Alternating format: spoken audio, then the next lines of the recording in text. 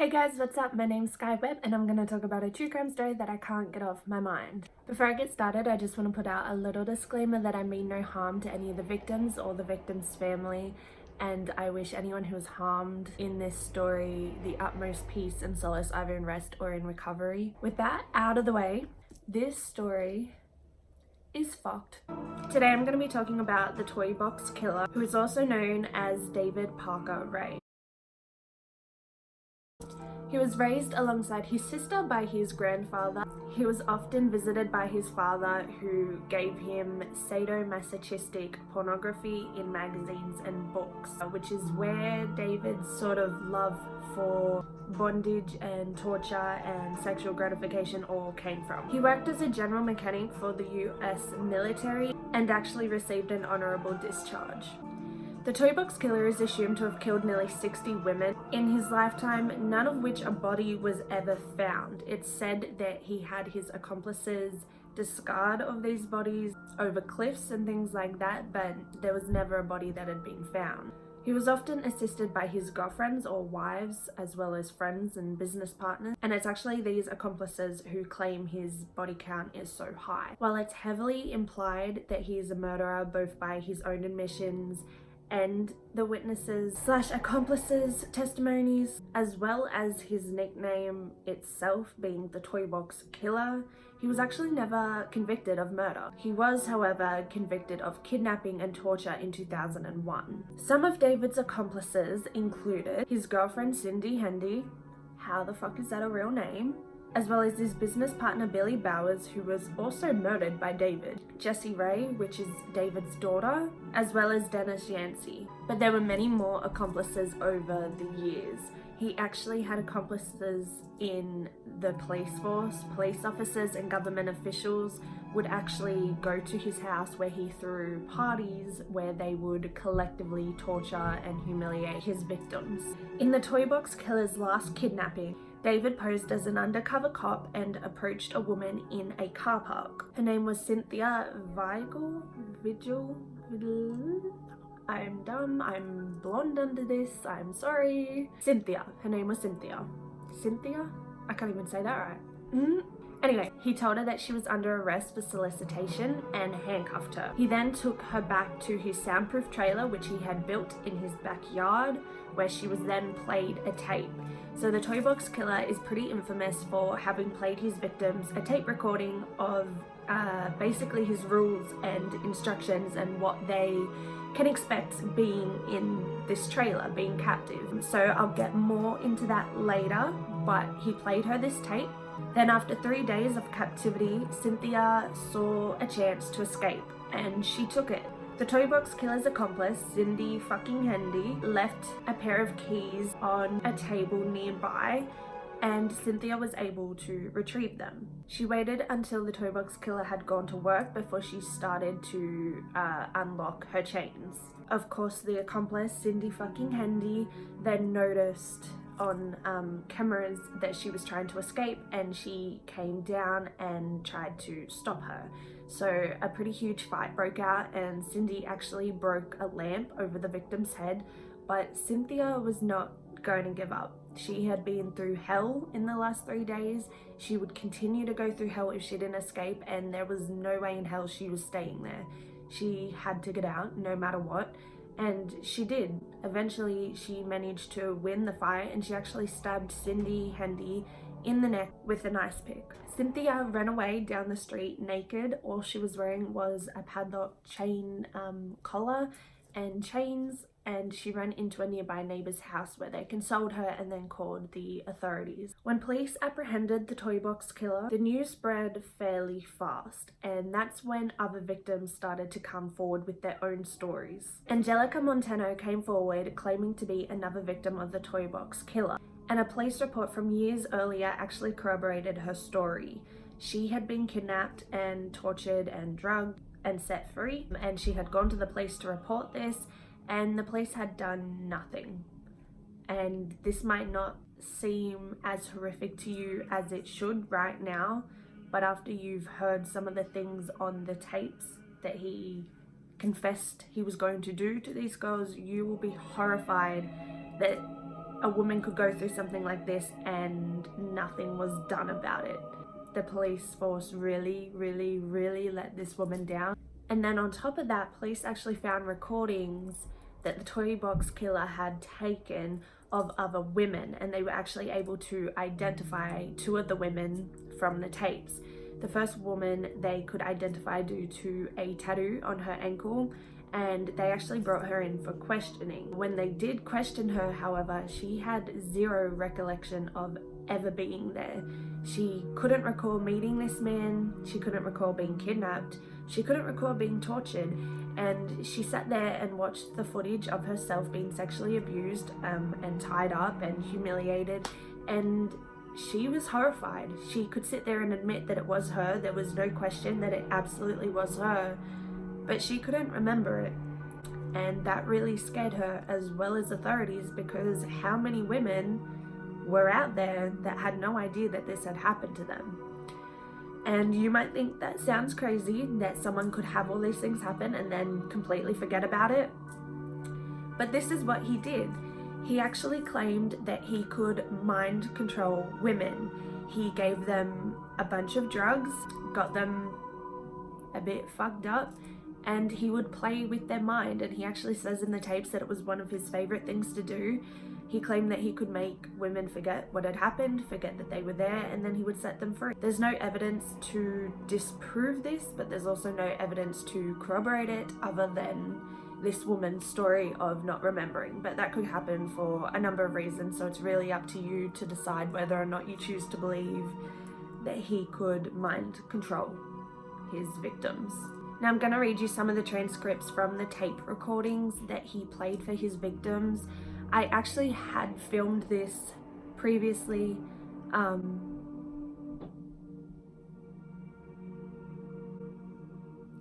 but I didn't like the recording, and I've kind of changed my mind about reading the tapes. I'm gonna read bits and pieces rather than the whole thing, because the whole thing is like way too horrific. I'm like sitting here drinking vodka trying to like get through it. Like, this is gonna be a long video. I love you too. Love you. I said this is gonna be a long video.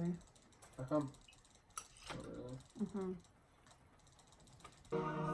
So we're not gonna do that. I'm just gonna read bits and pieces, and if you wanna do your own research and look it up, there's plenty of sources on the internet where you can read all about the tapes.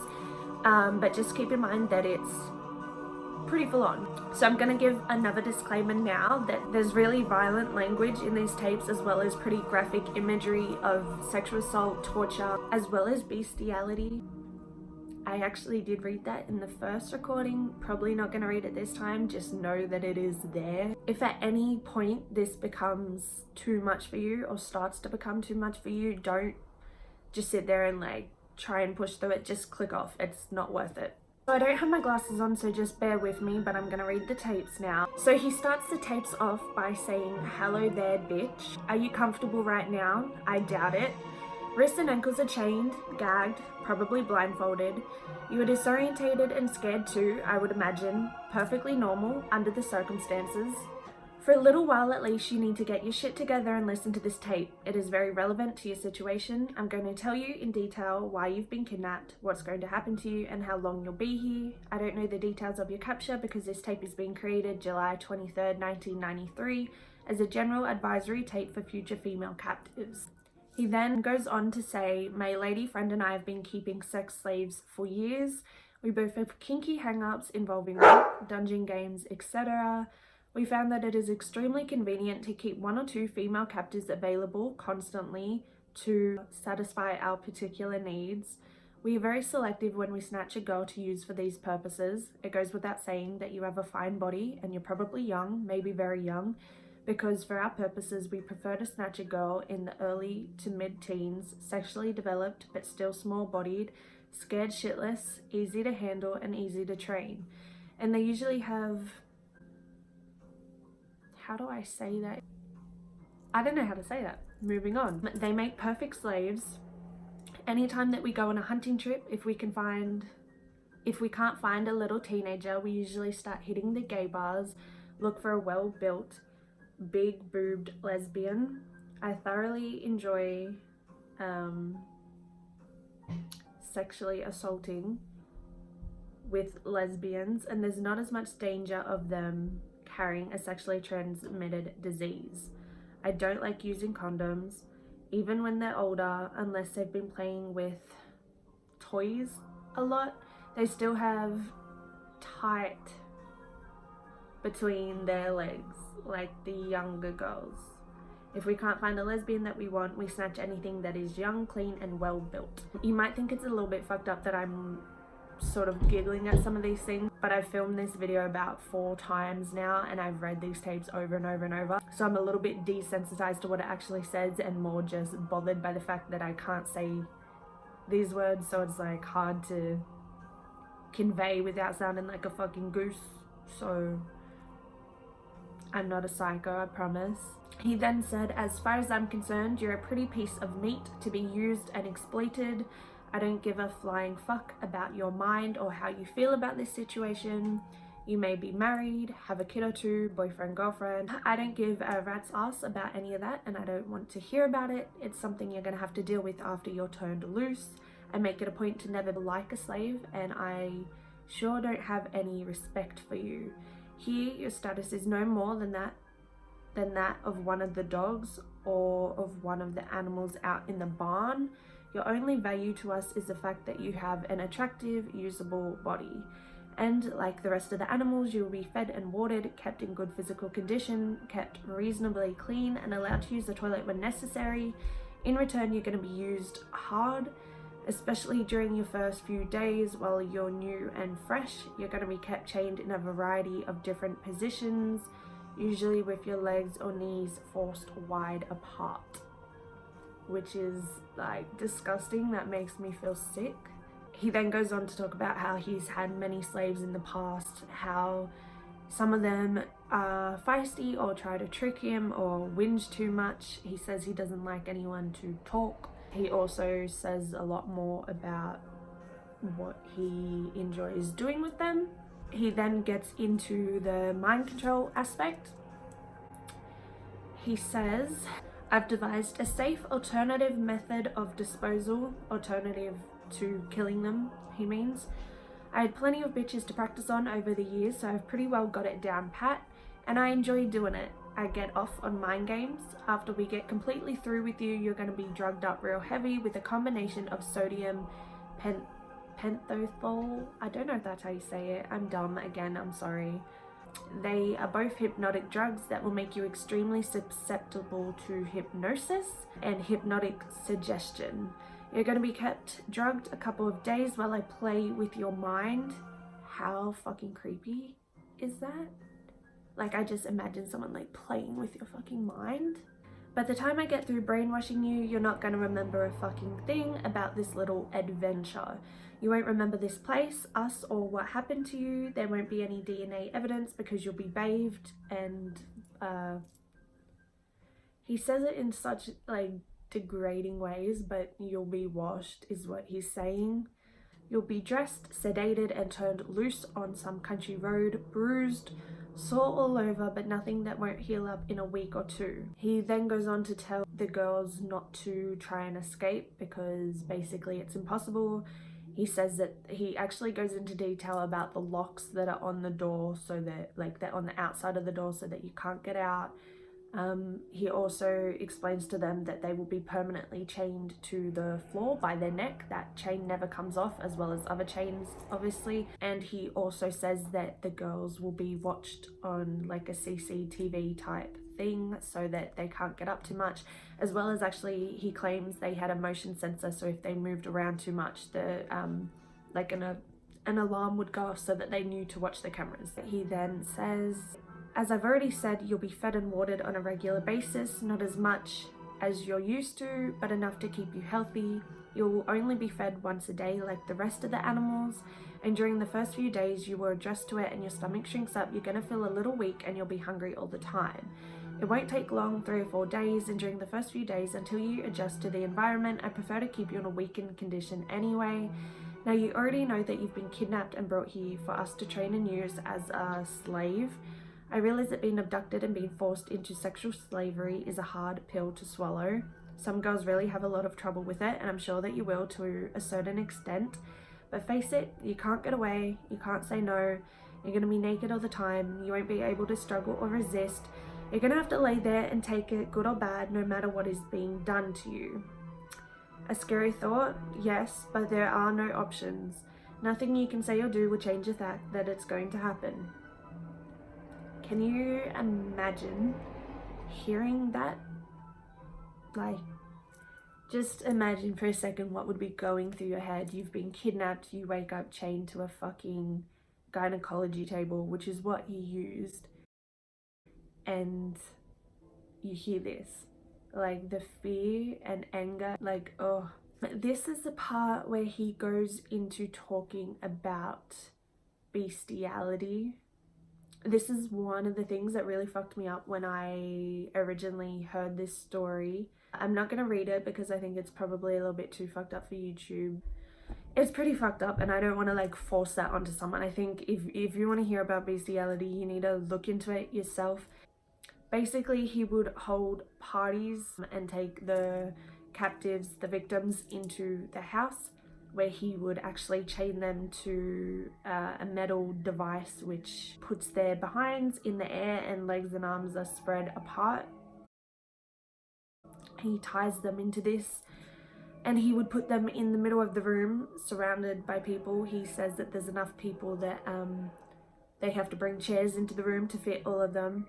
And he basically says he lets his dog, but he goes into detail about how long it will take, what it's gonna feel like. So he details all of that, as well as the scratches that women tend to get on their bodies afterwards. And he basically says that none of his friends are going to help. They enjoy it, they come around all the time, and the only neighbors that he has are in on it, and they don't hear or see anything. He then explains how he likes certain sex acts to be done, especially oral, and he also goes into punishment and says that if women are too rebellious, that they will be severely punished. He also instructs girls not to bite when performing oral sex, because a woman had done it in the past and he claims he cut her nipples off. So we don't know how true that is, but it's certainly a big threat to make. He then goes on and on about how he will torture women with electric shock and clamps in places clamps should not be. He also asks that all the victims call him master and say yes master and yes mistress to his accomplice Cindy fucking Hendy. He actually goes on and on about the punishment for quite a while. He sort of goes on a rant where he begins a new topic and then goes back to the punishment. He also says he doesn't like training new slaves. He likes using the old slaves, and yet he's the one that wants new slaves when his girlfriend would rather them just keep the one. So he's a little bit inconsistent. He then says, as long as you have chains on your body, don't try either one of us. It is an extremely dangerous thing to do, because if necessary, I'm capable of doing things to your body and torturing you in ways that you can't even imagine. The playroom, which is the soundproofed trailer, which is also referred to as the toy box, which is why he's called the toy box killer, is equipped with a set of surgical instruments which I have had on occasion to use and will again as necessary. I've already told you what will happen if you bite. To be completely safe here, you have to be docile. If you should accidentally or otherwise hurt, scratch or kick either one of us, you could be in very serious trouble. I'm sure that you want to survive this experience, and I want you to also, but you are expendable and it's no big deal to go out and snatch a replacement. He then details some more sex acts that he enjoys, going into details about bondage and S&M type of stuff. Then he instructs the girls not to scream, and then he signs off the tape by saying, eventually things will settle down, just take it day by day. I believe I've told you everything I can, but I cannot predict the future. I can't predict changes of procedure, but if this tape is being played for you, I have to assume that it is still reasonably accurate, and I can only give you advice. Be smart, be a survivor, don't ever scream, don't talk without permission, be very quiet, be docile, be obedient, and by all means, show proper respect. Have a nice day. That's what he said in the tape to sign it off. Have a nice day. I only read like the basic aspects of those tapes. There's a lot more to them and a lot of detail, so if you do want to look it up, just literally Google the Toy Box Killer tape transcripts and you'll be able to find them. It's not something I'd recommend doing if you basically have the gist like you do now, but I didn't listen either, so I'm not gonna hold it against you. Just go read them if you want. So that's the story of the Toy Box Killer. Let me know what you thought about it, and let me know what you think about him dying from a heart attack. He was actually convicted in 2001 and he died in 2002 from the heart attack. So he never actually was punished, really. He never had to deal with the consequences of his actions, and he was never convicted of murder despite so many people claiming he had killed about 60 women. So let me know what you think about that. I think it's pretty rough. I think people are glad that he's dead because he can't re-offend in any way and he doesn't really deserve to be alive, but at the same time he was never punished. So let me know what you think about the Toy Box Killer, and let me know if there's any other killers or stories or abductions or anything else that you'd like me to research and talk about, because I would love to. So like and subscribe if you don't mind. I try to post every Thursday, so make sure you like and subscribe. Thanks for watching. Bye.